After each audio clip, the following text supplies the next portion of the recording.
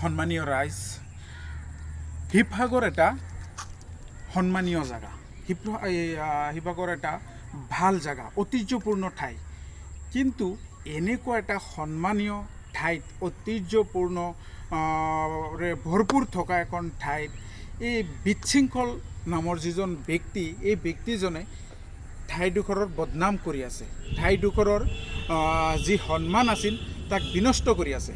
মই শিৱসাগৰৰ সন্মানীয় ৰাইজ বা সচেতন মহলক অনুৰোধ কৰিম, যি সমস্যাবোৰ উজনি অসমত মিয়াক লৈ হৈ আছে, এইবোৰ যাতে তেখেতসকলে কিবা এটা ব্যৱস্থা কৰে বা এই সমস্যাবোৰ সমাধানাৰ্থে যাতে কানুন বা আইন আছে তেখেতসকলৰ ওপৰত এৰি দিয়ে, আৰু বিশৃংখলে যাতে এনেধৰণৰ বেয়া বা সাম্প্ৰদায়িক মন্তব্যবোৰৰ পৰা যাতে বিৰত থাকে।